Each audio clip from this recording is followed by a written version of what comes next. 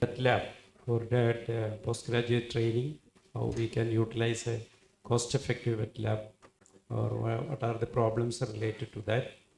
And there are 6 deliberations are there in this session. 5. And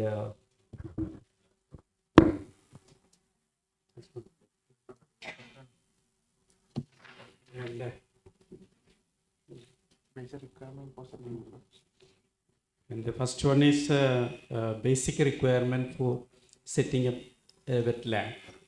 I will be doing that. Dr. Lakshmi, please join. Nikita, please.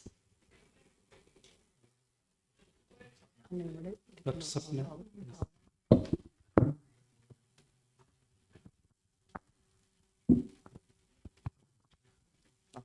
So I would request Raju sir to start with the basic requirements for the wet lab.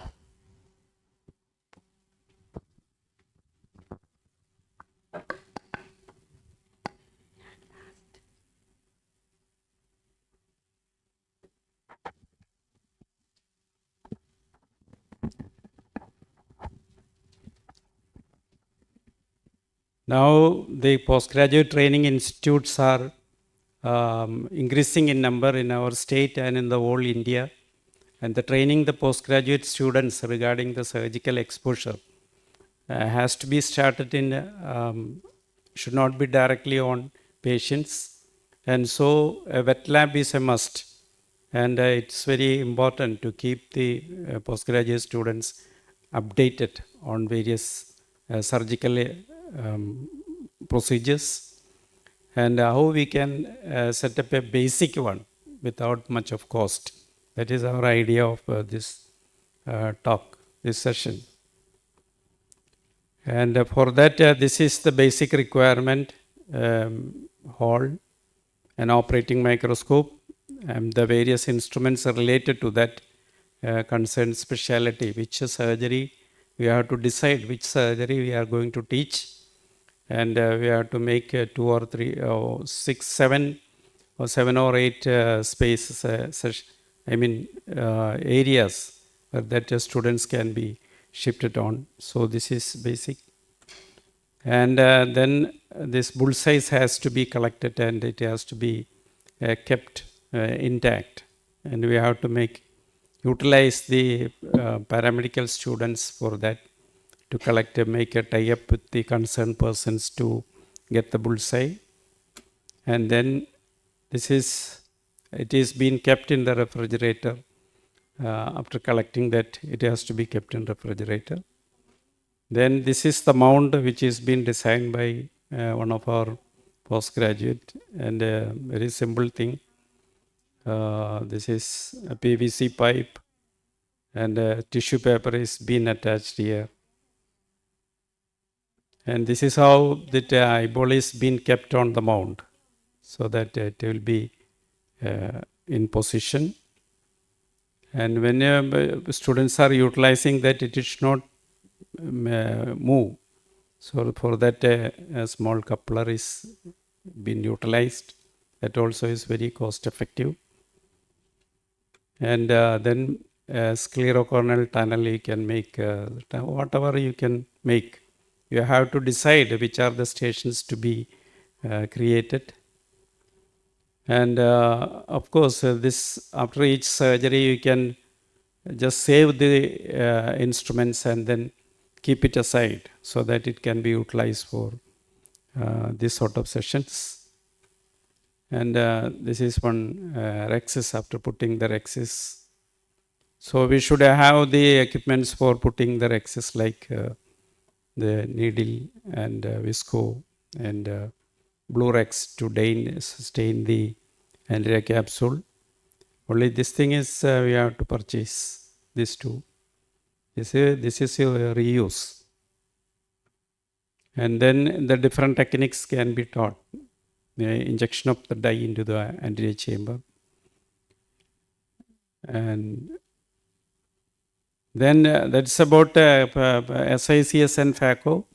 Then after putting the die and everything, each step we have to make different stations, and then we'll divide the total students into groups, and they will be posted in different stations, and we'll change. That's how we do that. This is a model of eye, and this is nothing but the extraocular muscles position ribbon that sponge is used to make this model. And these are the various instruments. This also we need not spend for these equipments. And this is phaco blade, different instruments. And then amniotic membrane. A placenta has been collected from the Department of Gynecology, and it is been dissected by another postgraduate in our department. And you can see these are the pieces of membrane which has been collected. And this is how lid tear is being taught. A small model of eye. This is a sponge, make a small injury on here, and then suture them. Then suture materials must be available, and the instruments for suture tie and other needle holder, everything must be available. And likewise, intravitreal injections also can be tried. So corneal sutures for suture material is there. Instruments for holding the cornea, everything is here.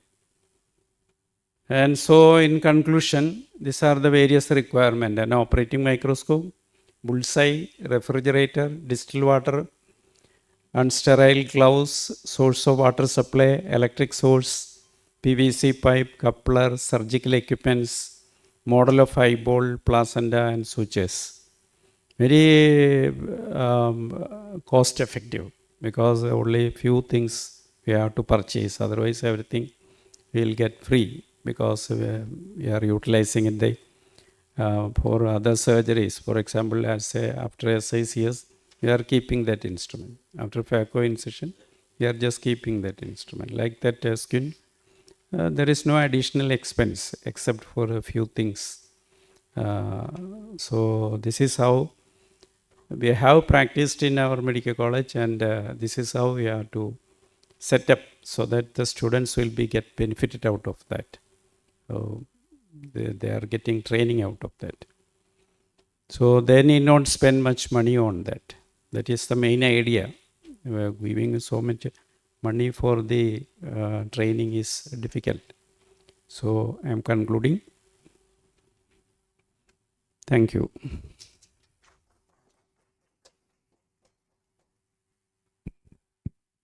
Thank you, Raj sir, for this detailed explanation of the various methods. So I would like to call Dr. Lakshmi, who's a co-instructor. So she's a dynamic skin surgeon. She will explain about the our improving our strabismus skills with a modeling. So, good afternoon. The last session, all will be planning to leave, but still, we come forth with an interesting idea of how to hone your strabismus skills with a model eye and a completely DIY, do it yourself model at a very low cost.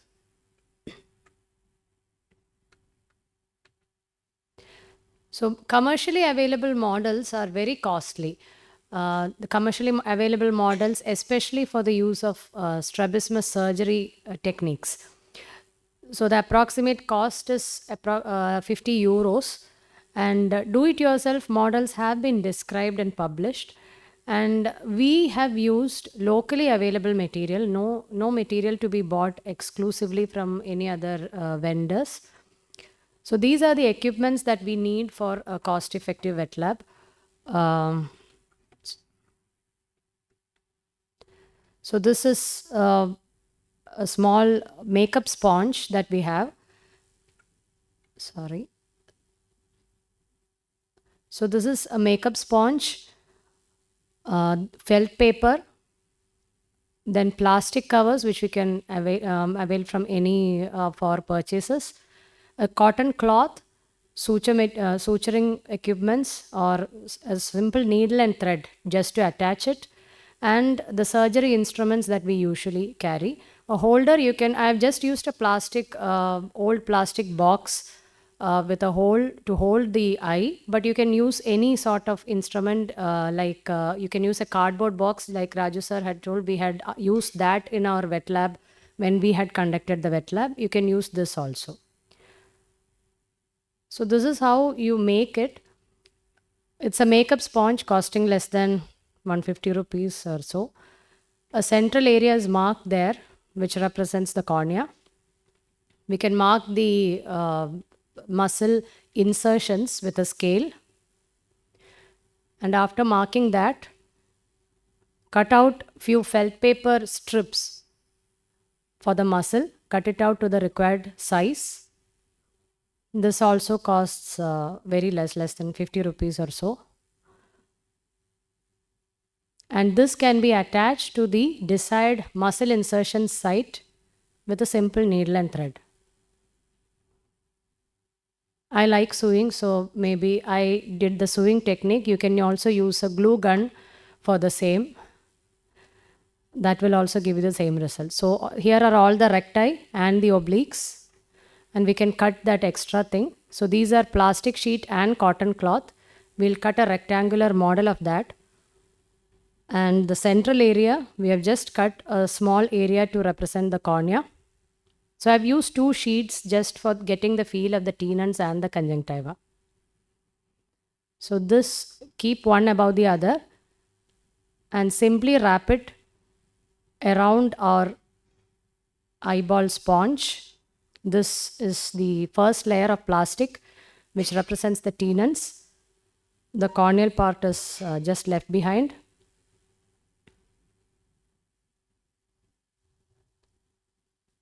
And over that, we just wrap it around with a cotton cloth and secure it with a rubber band.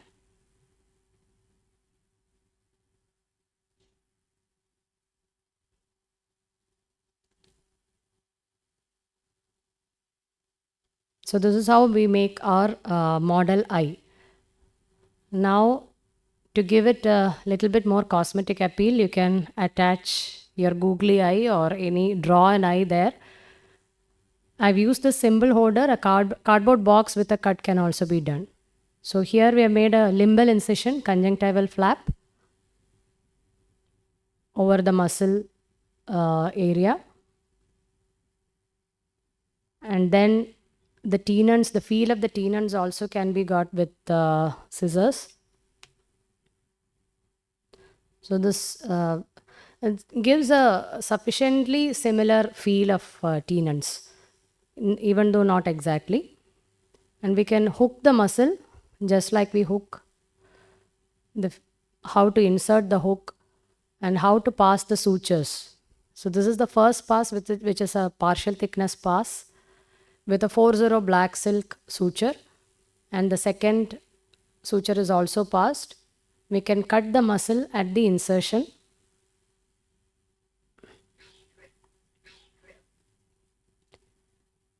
And muscle recession or resection can be practiced. We can pass the sutures to the desired site.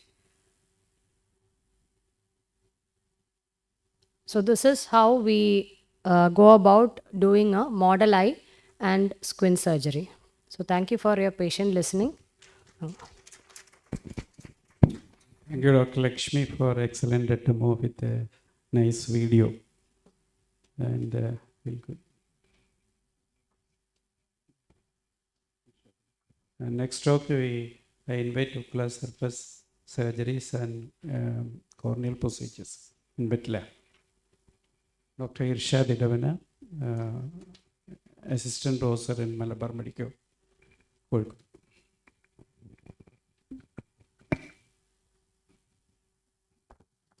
So I will just discuss about some methods to regarding the ocular surface surgery and corneal procedure that can be practiced in the wet lab. Delicate tissue handling is needed for all ophthalmology procedures. Some surgeries what we can do in wet lab practice, one is corneal suturing, penetrating keratoplasty, lamellar keratoplasty, refractive surgery, etc. So one additional thing we require for this one is artificial anterior chamber, and the rest all other things are described by Raj sir. So suturing is most vital skill required for all ophthalmologists. We have to get a pre-wet lab reading and detailing about how to place the suture consistently. Second one, a pre-wet lab reading and training regarding approximate wound tie knot consistently. We should have a hand position with a maximum stability. So that should be the pre-requirement for a good wet lab practice. We know there will be a tremors for the beginners while doing the surgeries in the microscope. Why this tremor happens? Tremor happens not from the hand muscle, it happens because the muscles that from the wrist to forearm or way up to the shoulder girdle. How to reduce this tremor? You keep the elbows close your trunk. Second one, keep the wrist in a neutral position related to the hand. These two positions actually help us to reduce tremor. Third one, you can keep your rest of the um, hand on a forehead or any surface that also help us to reduce the tremor. So when we practice the suturing techniques, suture entry position should be equal on both sides. Straight suture starting should be a straight suture perpendicular to the wound and should pass equally depth in both sides and should be a very good apposition without undue compression. For keratoplasty and corneal suturing, usually we take 1 millimeter from each side, and this should pass almost 80 to 90% of the stroma. Same depth in the other side, and we take the needle and pass it out. After suturing, the guide or the mender has to check for the host length, radius of the suture, depth of the suture, length in the graft side or the other side of the suture, radius, how radial is the second exit, compression, and it should be graded. And this should be done routinely in each wet lab practice or each time, and we can monitor the gradual improvement in the suturing techniques. When we talk about penetrating keratoplasty, we can use trephines, either handheld trephine or we can use automated trephine that trephine the graft and host cornea, and we can master the suturing technique. This is a keratoplasty in our wet lab. So you can see the radial sutures, and this can be done by comprehensive ophthalmologist or anyone who wants to practice keratoplasty. So this wet lab should be there in all hospitals, not only in teaching institutes, to learn new techniques or new type of surgery we want to practice. So you can master the radial incisions, length on each side, compression on each side, actually help to improve our outcome. For lamellar keratoplasty, the cornea should be mounted on a artificial anterior chamber. So harvest the cornea, either a tissue that is not using for our patients like a penetrating keratoplasty or a lamellar keratoplasty, or you can use a cornea from a bull's eye or a goat's eye or a pig's eye, and that should be harvested and placed on a artificial anterior chamber. And do anterior and posterior lamellar keratoplasty. Actually, we can refine the cornea. You can do a big bubble technique. You can uh, practice suturing technique on this wet lab. For an endothelial keratoplasty, you have to attach a anterior chamber maintainer to our this artificial anterior chamber and practice regarding the graft insertion technique like pull through, gliding, any new method you want to, or Bosin glide can be mastered by using a wet lab. Refractive surgery, practice of flap creation, flap repositioning, ironing, everything can be learned through the wet lab practice. This also required a artificial anterior chamber.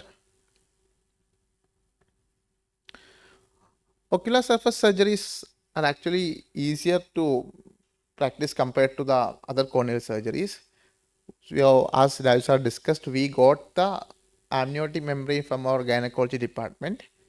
You just keep the amniotic membrane over the cornea, either the artificial anterior chamber or a whole eyeball, and you can practice the suturing, you can practice inlay technique, overlay technique, multiple layer technique, everything. And for the SLET or limbal stem cell transplant, you can harvest the limbal stem cell from the donated cornea or from the pig's eye or bull's eye, and you can do cutting of the limbal stem cells, attaching of the limbal cell. If you have a fibrin glue, you can attach the limbal stem cells all over the cornea and practice the use of fibrin glue. Thank you.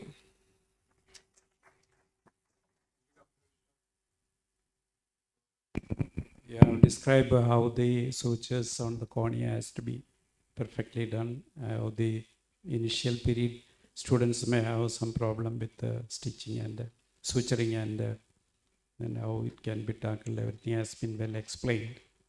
And now we'll go to intravitreal injection.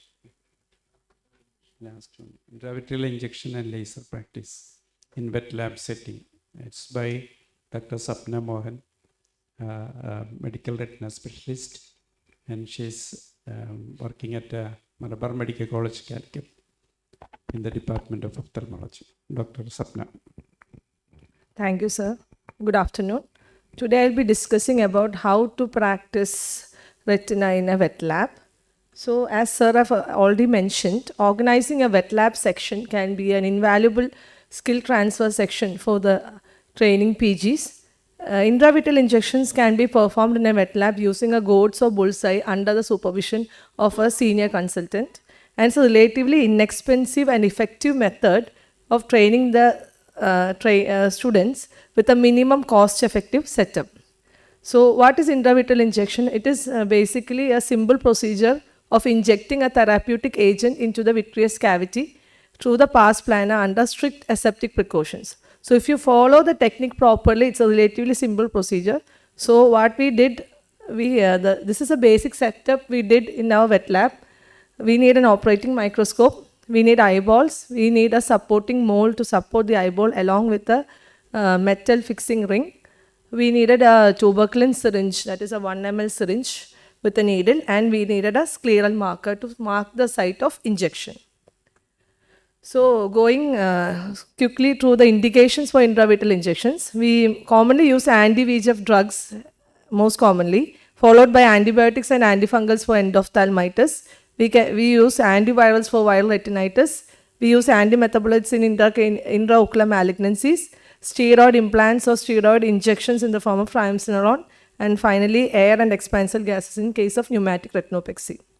So, before teaching them the technique, it is more important to teach them why should we follow the correct technique. It is mainly to avoid these complications, that is the minor and major complications. So, first complication in minor category is the injection site discomfort. Even though it may sound minor, it is one of the major cause for patient dropout during the treatment. So, in the next slides we will discuss how to avoid it. Then we can have subconjunctival hemorrhage, we can have vitreous reflex. If while withdrawing the needle, if you do it quite quick or using a wide bore needle, it can result in vitreous reflex. There can be post-operative rise in intraocular pressure, and finally the patient may even complain of floaters in the immediate post-op day. That is mainly if you are injecting an air bubble along with the drug into the eyeball while drawing that is mainly a fault in preparation of the syringe for injection. Now coming to the major complications, we can have vitreous and retinal hemorrhages, we can have retinal detachment even though it's quite rare. We can have lens subluxation if you are not careful about the site of injection. If you go slightly anterior, you can damage the ciliary zonules. And finally, the most devastating complication, endophthalmitis. So now going to the key points which we have to teach the students: selection of the patient. In case of anti-VEGF agents, you should ask for a history of thromboembolic episodes like MI or cardiac issues and a stroke. If that is there in the past 6 months, you should avoid it. You should prefer steroid injections. And in case of steroid, you should think about the risk of cataract and glaucoma. And in case anti-VEGF injection, if you are planning a bevacizumab injection, you should get an informed consent because we are using it off-label.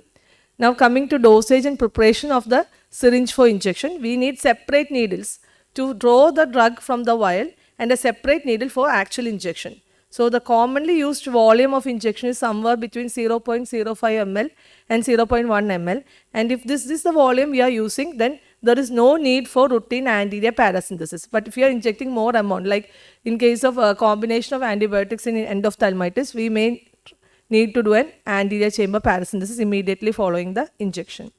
Coming to preparation, so like cataract surgery, we need strict aseptic precaution. After painting and draping the patient, we need to put in a lid speculum. That is mainly for better exposure and avoiding the contamination of the injection site. We should put paracaine drops at regular intervals.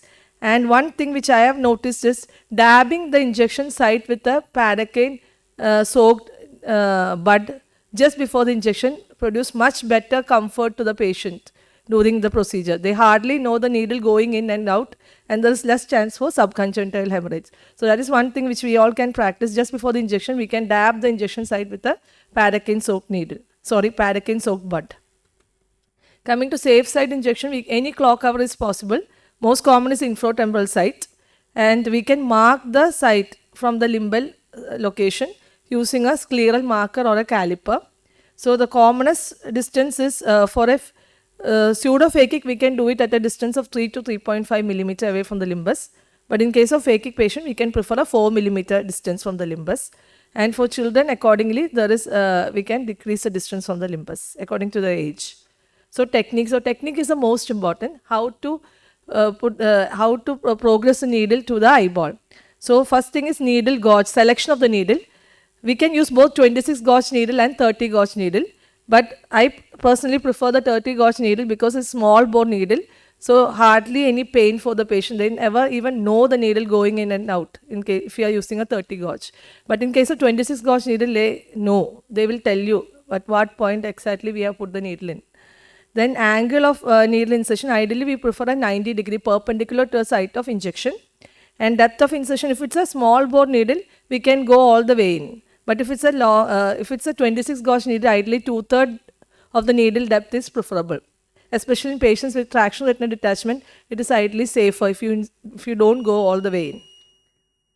So coming to the post-injection, we can look for the optic nerve perfusion by any of these techniques. So these are the techniques we have to tell the trainees in the immediate post-op period, that is gross visual acuity, either visualization of optic nerve by indirect ophthalmoscope or IOP check by a non-contact tonometer. So this is a wet lab picture from the wet lab training section we did in MMC last April. This is intravitreal station. So retina laser. So this is the model we made for retina laser training of our PG. It is very cost effective using a transparent tumbler, carbon paper and twine. So this is one of our trainees practicing the laser on our model using slit lamp. So this second picture shows how the laser marks are falling on the carbon paper. So they get a feel of how to focus the laser, where to apply the laser, the gap between laser. So this is a video of them practicing it using an indirect ophthalmoscope. Thank you.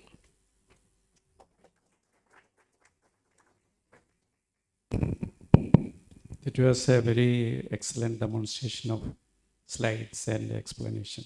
Thank you, Dr. Sapna.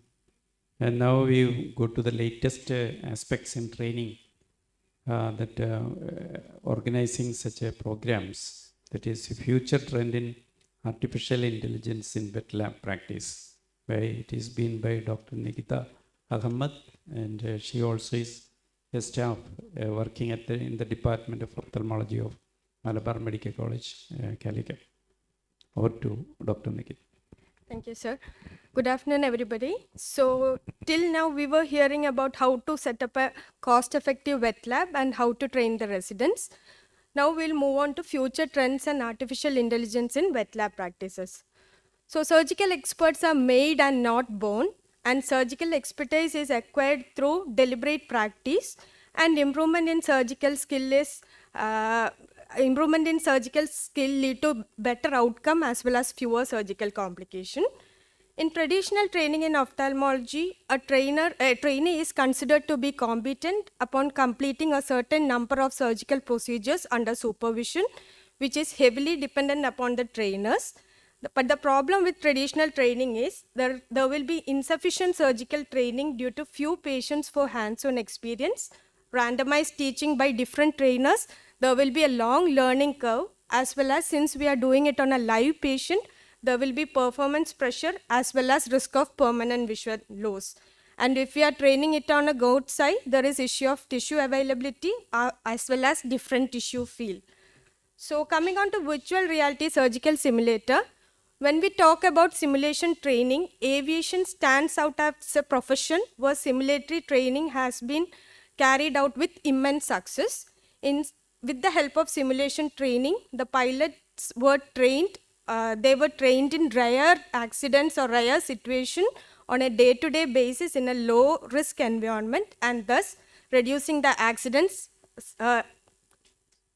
in a significant manner. So similarly, in a surgical simulator, we can impart both basic as well as complex procedure without endangering patient and thus improving the surgical skill. Ophthalmic practice witnessed the dawn of virtual reality simulation in the year 1992 with the invent of retrobulbar alcohol simulatory injector, and later on they developed cataract surgery simulator as well as vitreoretinal surgery simulator. So these are some of the common surgical simulators used, out of which IC and MicroVisTech has all the modules for phacoemulsification, small incision cataract surgery as well as vitreoretinal surgery, and PhacoVision and Help Me See Eye simulator is basically for cataract surgeries. So this is a Help Me See Eye simulator where you can see an operating microscope, section to hold the eye, 2 ports to introduce the instruments as well as a computer. So coming on to cataract surgery training, in simulator we have both small incision cataract surgery as well as phacoemulsification module. And in small incision cataract surgery, you will be able to do all the steps including tunnel construction, rhexis, side port, hydrodissection, nucleus delivery, IOL insertion, even suturing. So this is a small video in which they are showing how the simulator works. In the tunnel construction, you get the exact same feel as that of the human eye, and the simulator will guide you in depth. If it's going deep, the simulator will turn red. If the rhexis is going into the periphery, the instrument will turn red, and thus you can master the technique as well as you can practice IOL insertion, CTR insertion, suturing, etc. And in phacoemulsification also, you will be able to do all the steps including rhexis with a microrhexis forceps, hydrodissection, trenching, aspiration, IOL insertion, using a proper foot pedal, and you can change all the parameters according to the grade of the cataract we are practicing. So this is a simulated training of phacoemulsification where you can do rhexis, trenching, etc. So this is a rhexis being done, and after changing the modules, you can do both trenching as well as aspiration.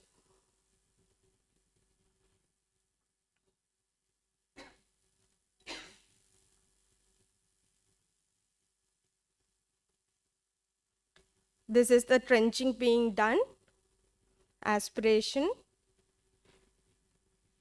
and after injecting the visco, you can introduce the IOL also.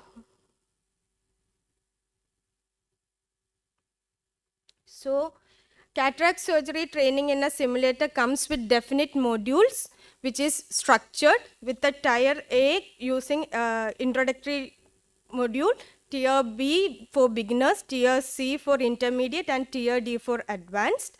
And after each surgery, score will be given to each steps, and a final score will be given to the trainee, and the trainer can video review each surgery and can give necessary correction then and there itself. Coming on to vitreoretinal surgery training, after using the biome, you can practice several steps in vitreoretinal surgery, including membrane peeling. And after correcting the vitrectomy rate, you can do both core excision and base excision, and you can practice other techniques like endo laser also. So this is where endo laser is being done, and you can also do the vitrectomies. And the vitreoretinal surgery also comes with definite modules, tier A, which is introductory, tier B for beginners, and tier C for intermediate.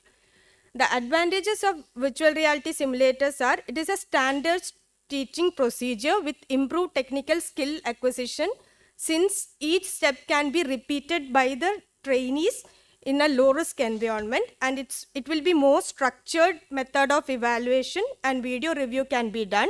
There are no ethical issues, but the limitations are heavy cost of bearing of equipment and maintenance. Technical glitches can be a challenge with VR. VR reactiveness and human eye sensitivity might be slightly different, and after all, VR is a simulation. Human eye can create much more complex scenarios. And other applications for virtual reality simulators are direct ophthalmoscopy simulator, indirect ophthalmoscopy simulator, and slit lamp simulator, which can be used by residents to know how to use each of these instruments, where to look, and how each pathology will look like before they start looking in the real patients. This is direct ophthalmoscopy simulator, this is indirect ophthalmoscopy simulator, and this is a slit lamp simulator. So structured and supervised simulation training can impart a significant level of skill to the novice surgeons as well as trainees.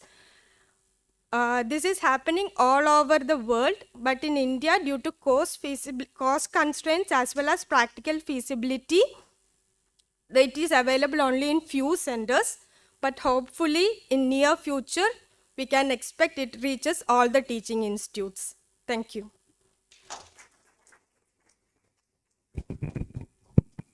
Thank you, Dr. Nagida, for that a very good presentation of what next in a teaching methodology of to organize such a programs. So we are concluding.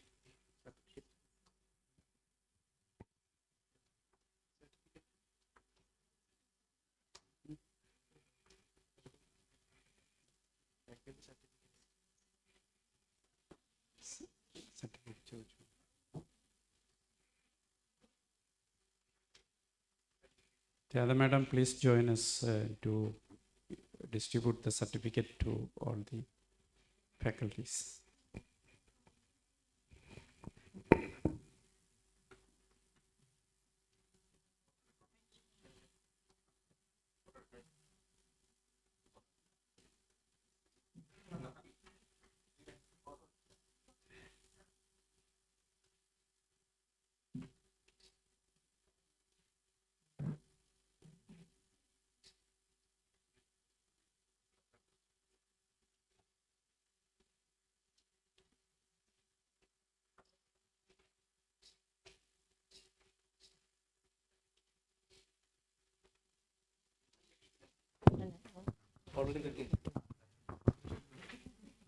Any questions for the audience? If there's anything, otherwise we'll conclude the session. Thank you.